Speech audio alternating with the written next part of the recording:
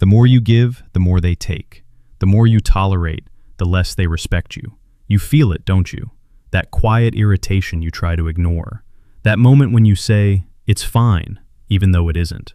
You think people take advantage of you because they're selfish, careless, maybe even cruel. But actually, it's because you've taught them how to treat you, step by step, without realizing it. And most people never realize this. They spend years repeating the same pattern, wondering why the outcome never changes, wondering why they always end up being the one who gives more, cares more, sacrifices more, and somehow loses more. You tell yourself you're just being a good person. You tell yourself patience is strength, that understanding others is maturity, that if you keep showing up with kindness, eventually it will be returned. But look closer, slower, colder. It hasn't been returned, not in the way you expected, not in the way you deserve. Instead, something else has been growing in silence. Expectation, dependence, and then entitlement. You didn't notice when it shifted. At first, they appreciated you. They thanked you. They noticed your effort. But over time, the tone changed. The gratitude faded. The effort became invisible. What used to be, "Thank you," slowly turned into, "Of course you will." And you kept going. You kept saying yes when you wanted to say no. You kept showing up when you felt drained. You kept giving chances when nothing changed. And every time you did that, you reinforced a message, a quiet, dangerous message. I will stay, no matter what you do. That message is powerful, more powerful than any words you speak. Because people don't listen to what you say, they watch what you allow. And what you've been allowing is everything. You think you're being kind, but from the outside, it looks like you have no limits. You think you're being patient, but to them, it feels like there are no consequences. You think you're protecting the connection, but in reality, you're lowering your own value inside it. And here is the part that stings the most. They didn't sit down and plan to take advantage of you. This isn't always some dark, calculated manipulation. It's simpler, colder, more mechanical than that. Human nature moves toward ease, toward low resistance, toward guaranteed reward. If someone can get your time, your energy, your attention, your forgiveness, without effort, without risk, without cost, why would they stop? Why would they suddenly wake up and decide to treat you better when nothing in your behavior requires them to? You are not being targeted because you are weak. You are being repeated because you are predictable. And predictability, in the wrong context, becomes a liability. You answer fast, every time. You agree, almost every time. You forgive, every time. There is no tension, no uncertainty, no boundary that forces them to adjust. So they don't. They relax. They lean back. They take more space while you take less. And slowly, almost invisibly, the balance shifts until you are no longer an equal participant. You are a resource. And the worst part is, you feel it happening.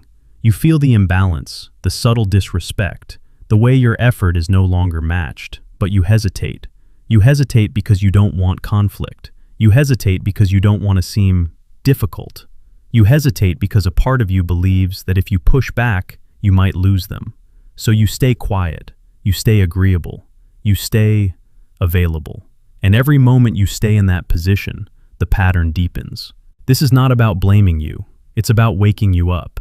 Because the truth is, as long as you keep solving this with more kindness, more patience, more understanding, it will not change. In fact, it will get worse. Because you are feeding the exact dynamic that is draining you. You are rewarding the behavior that hurts you. And people learn fast when reward is consistent. They learn that you will always be there. They learn that your boundaries are flexible. They learn that your silence means acceptance. And once they learn that, they stop checking themselves. They stop asking if it's okay. They stop considering your side.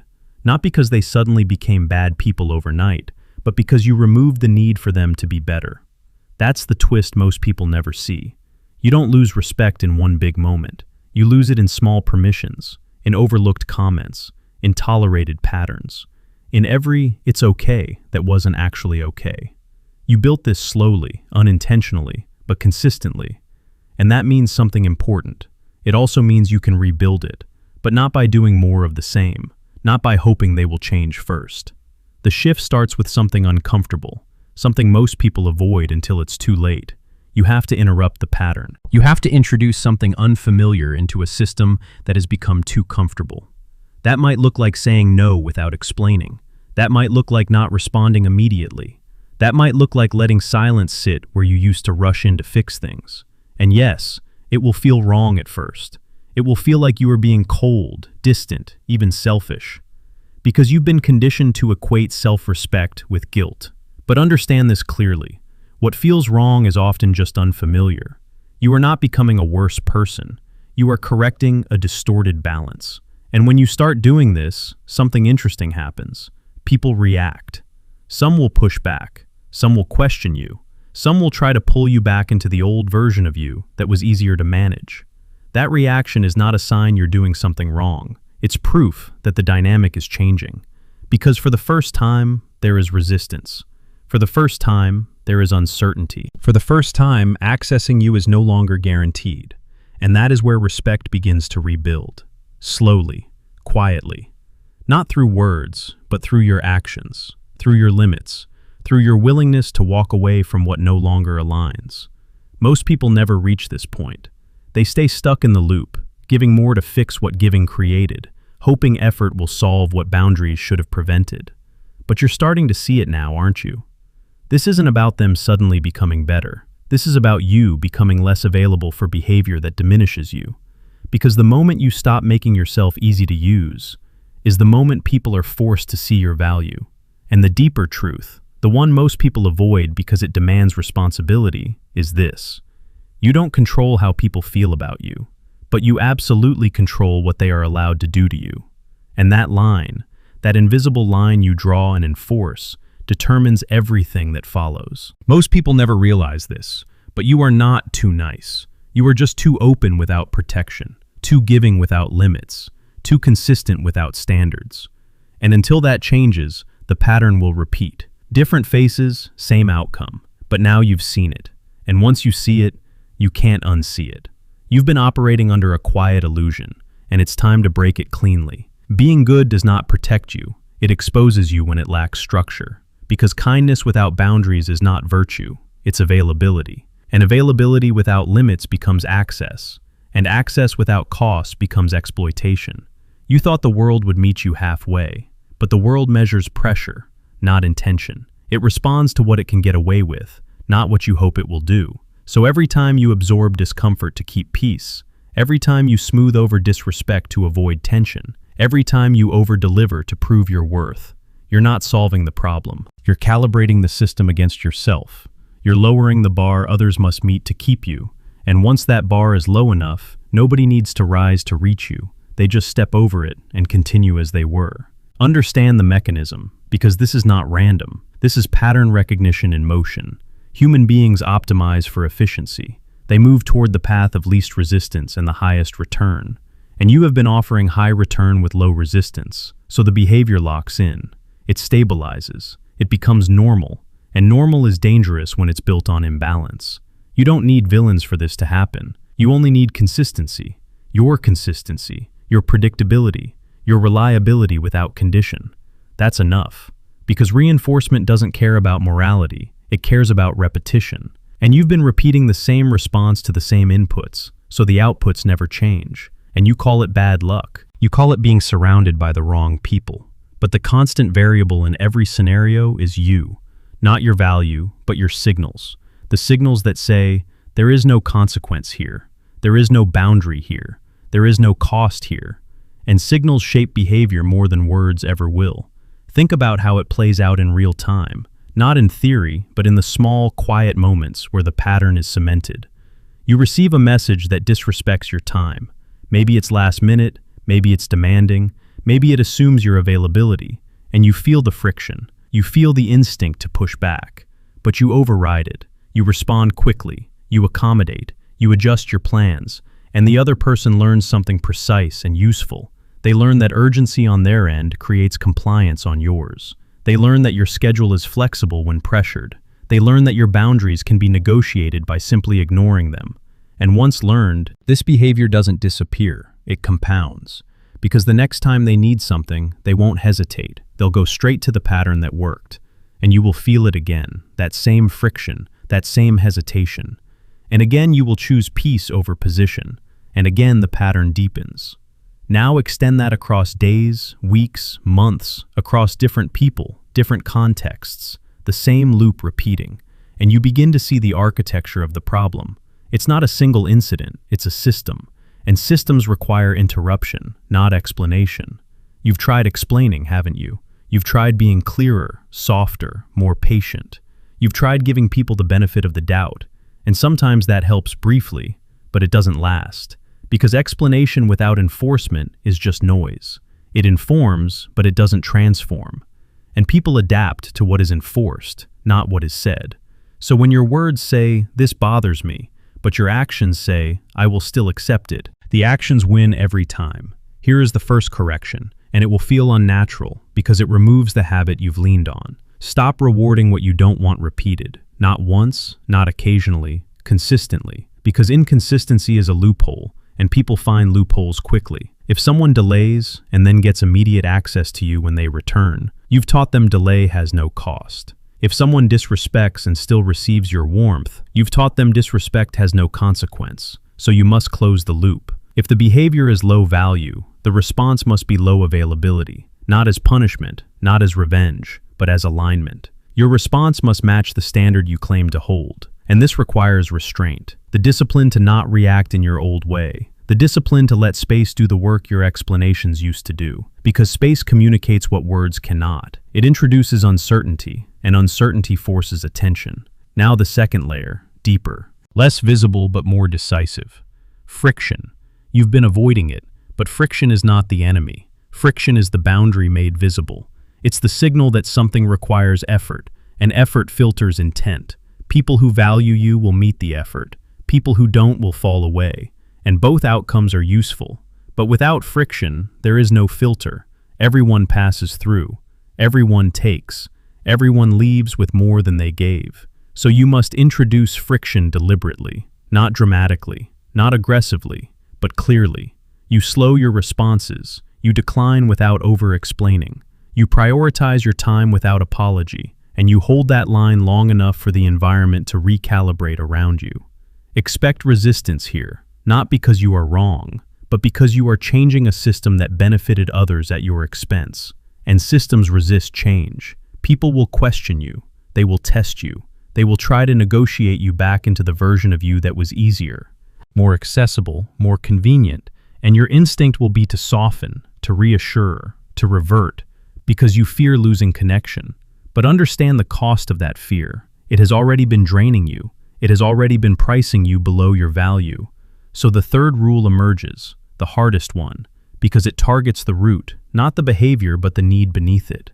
Detach from the need to be liked at all costs. Because as long as approval is your currency, you will keep overpaying. You will trade your time, your energy, your boundaries for a temporary sense of acceptance. And acceptance earned this way is fragile. It depends on your continued compliance. The moment you stop complying, it disappears. And that reveals what it was all along. Conditional access, not respect. Detachment doesn't mean indifference. It means independence. It means your decisions are no longer dictated by how others might react. It means you can tolerate misunderstanding without rushing to correct it. It means you can let someone be disappointed without collapsing your standard to fix it. And this changes the entire dynamic, because now your presence is not guaranteed, it is chosen. And what is chosen holds more value than what is always available. Watch how this plays out in a concrete scene, something you've lived many times, but now observe it with precision. Someone asks for a favor that disrupts your priorities. Previously, you would say yes immediately, maybe with a slight hesitation you hide. Then you would adjust your schedule, carry the burden, and later feel resentment you suppress. The other person feels relief, maybe gratitude at first, then normalization. Next time they ask with less hesitation, and the cycle continues. Now introduce the new pattern. You pause, you assess, you respond with a boundary. Maybe it's a simple no, maybe it's a condition, maybe it's a delay, but it's not immediate compliance. The other person experiences friction. They might be surprised. They might push. They might try to reframe, and you hold steady. Not defensive, not aggressive, just consistent. And here is the key moment. The system updates. It registers that access to you requires alignment, not assumption. Over time, the requests become more considerate, or they decrease, or they shift to those who are easier. And any of those outcomes is a correction, because your time is no longer the default solution to someone else's lack of planning.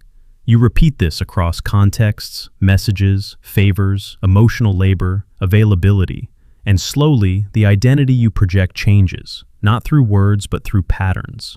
You become someone who is kind but not easy, available but not accessible without regard, supportive but not self-erasing.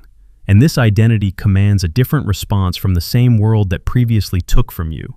Reinforce this understanding from another angle, because repetition from different perspectives locks it in. People are not taking advantage of you because they see something broken. They are taking advantage because they see something open. And open systems without regulation get exploited, not by design, but by default. So your task is not to close yourself off completely. That would be fear masquerading as control.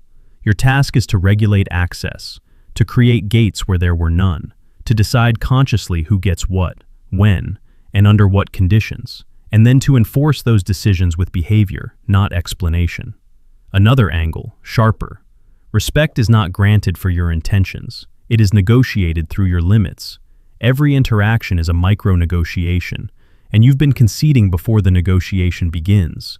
You've been offering terms that favor the other side without requiring reciprocity. So change the terms, not with speeches, with actions. If someone is late, you don't extend indefinitely. If someone cancels repeatedly, you stop accommodating. If someone only reaches out when they need something, you reduce your availability to match their pattern. Mirroring is a form of clarity. It shows people the shape of their behavior without you having to argue about it. Expect internal discomfort during this shift, because you are breaking a habit loop that has been rewarded psychologically. Even if it hurt you, there was a payoff. The payoff of being seen as reliable, helpful, good. And now you are withdrawing that immediate payoff in exchange for a longer-term gain, respect, balance, self-trust. And the brain resists delayed rewards, so you will feel doubt. You will question if you're being too harsh, too distant, too different. And this is where you anchor back to principle, not feeling. The principle that your time and energy are finite resources, and any system that drains them without replenishment is unsustainable. So you correct it not because it feels good in the moment, but because it is necessary for stability. Reinforce again, from yet another angle, because clarity grows with repetition. You are not responsible for managing other people's expectations when those expectations were built on your lack of boundaries. You are responsible for updating the system, and updates create friction. But friction is temporary, imbalance is not. So you accept the temporary discomfort to eliminate the ongoing drain. Now, tighten the loop. Bring it back to the core so it doesn't drift. Behavior teaches people how to treat you. Repetition turns behavior into expectation. Expectation becomes entitlement when unchallenged, and entitlement erodes respect. So, interrupt at the level of behavior, not at the level of complaint, and maintain that interruption long enough for new expectations to form. If you need a simple operational sequence, keep it cold and clear. Observe the behavior, remove the automatic reward, introduce a boundary, hold the boundary through the pushback, repeat until the pattern shifts. This is not dramatic, it is mechanical, and that is why it works, because it aligns with how people actually adapt. One more scenario, different context, same pattern, because you need to see the universality of it. In a relationship, you over-communicate, you explain your feelings in detail, you give chances, you forgive quickly. The other person invests less, becomes less responsive, less attentive, because the relationship no longer requires effort to maintain your presence. Now apply the correction. You reduce over-explaining, you stop chasing clarity when actions are unclear, you step back when effort is not reciprocated, you let absence create awareness, and again the system updates. Either the person steps up to meet the new standard, or the connection fades, and both outcomes serve you, because both restore alignment. Reinforce the concept one final time, with no softness, no illusion. You are not a victim of random selfishness. You are a participant in a pattern that can be changed. Your leverage is not in controlling others. It is in controlling your responses, your availability, your standards, and your consistency in enforcing them. Once that shifts, the entire dynamic shifts with it. Not immediately, not without resistance, but inevitably. Because systems reorganize around consistent signals, and you are the source of those signals. So change them, hold them, and let the world recalibrate around the version of you that no longer trades self-respect for temporary approval. Everything comes down to this. You are not losing because you are kind. You are losing because your kindness has no structure, no edge, no cost. And anything in this world that has no cost will be consumed until it disappears. You've been trying to fix outcomes without correcting the system that creates them, and that is why the same story keeps repeating with different faces, different names, different situations, but the same ending, the same quiet exhaustion, the same question in your mind. Why does this keep happening to me? And now you know, not in a soft, comforting way, but in a sharp, undeniable way.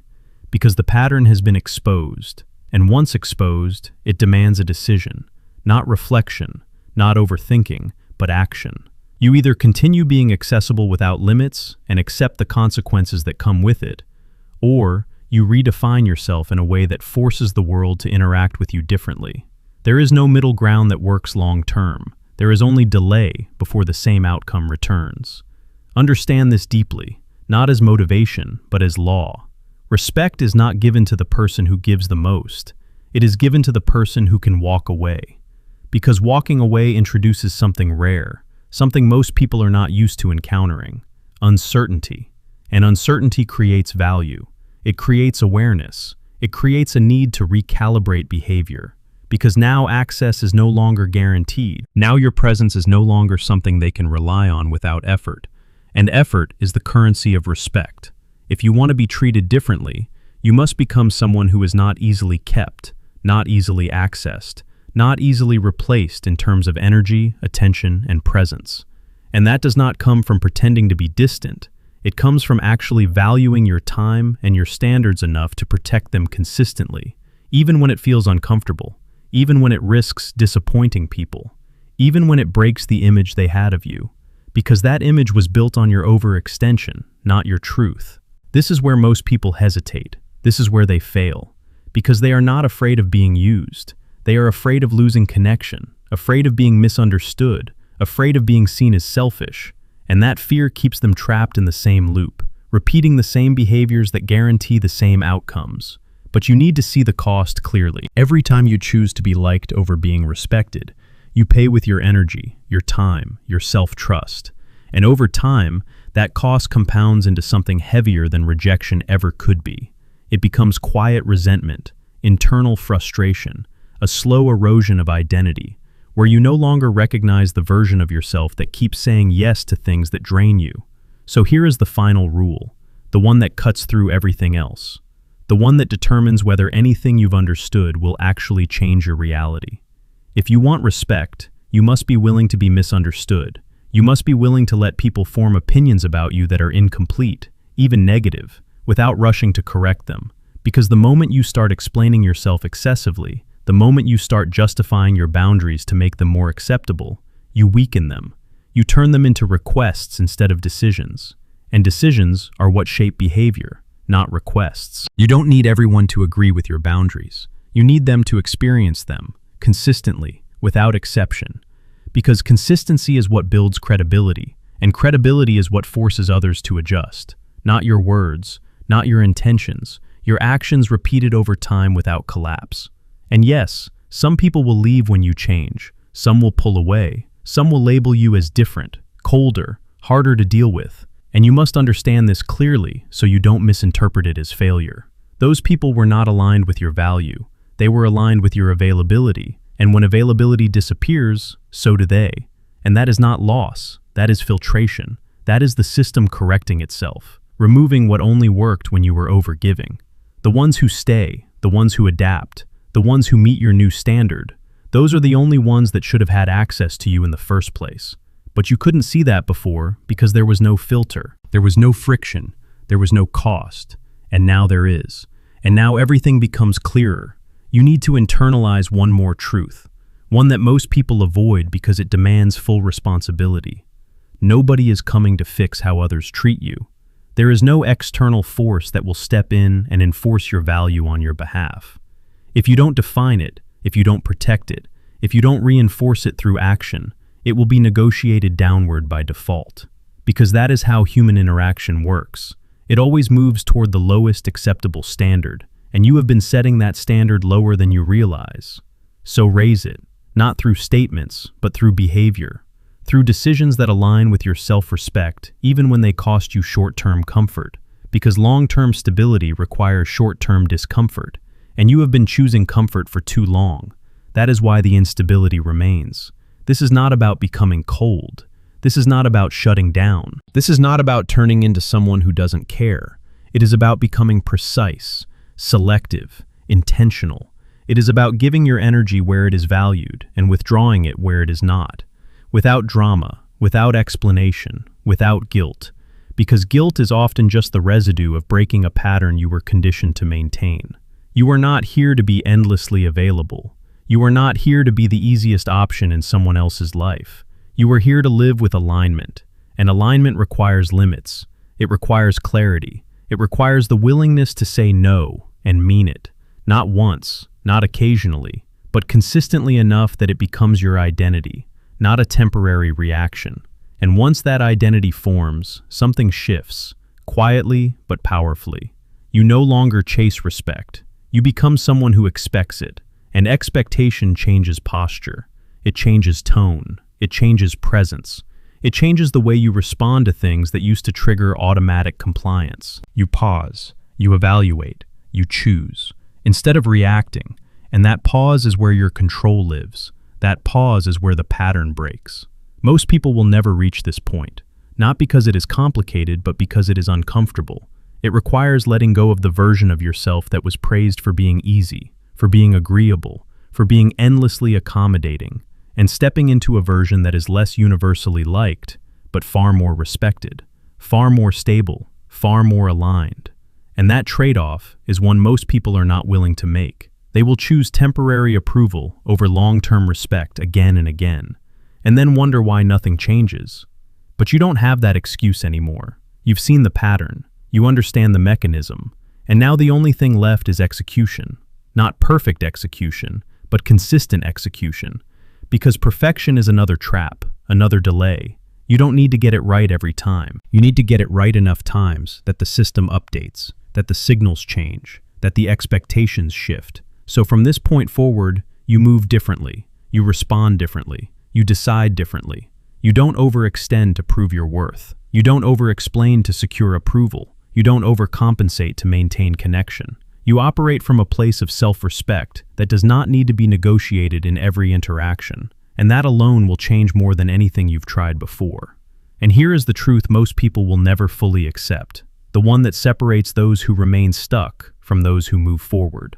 You cannot be both endlessly available and deeply respected at the same time. You have to choose. And that choice will define everything that follows, every interaction, every relationship, every outcome. So choose carefully and then commit fully, because half measures will pull you back into the same cycle, the same patterns, the same quiet frustration you've been trying to escape. If you want a different result, you must become a different signal. And signals are not words. They are actions repeated under pressure. So the next time you feel that familiar pull to say yes when you mean no, to respond when you should pause, to give when you should hold back, recognize it for what it is, not kindness, not obligation, but conditioning, and choose differently, even if your voice feels unfamiliar, even if your silence feels heavy, even if your boundary feels sharp, because that discomfort is the price of change. And unlike the cost you've been paying until now, this one actually leads somewhere. Most people will hear this and move on. They will nod, they will agree, they will feel a moment of clarity, and then return to the same behaviors that keep them stuck. Because insight without action is just another form of delay, another way to avoid responsibility while feeling like you're improving. But you are not here for that. You are here to break the pattern. And breaking it requires something simple but rare: consistency under pressure. So watch this again, not for entertainment, not for motivation, but for precision. Listen to the parts that made you uncomfortable, the parts that felt too direct, too real, because those are the parts pointing to exactly what needs to change. and then act on them, quietly, consistently, without announcing it to the world, without seeking validation for it, because real change doesn't need to be seen immediately. It needs to be enforced repeatedly, until it becomes who you are, not something you're trying to do.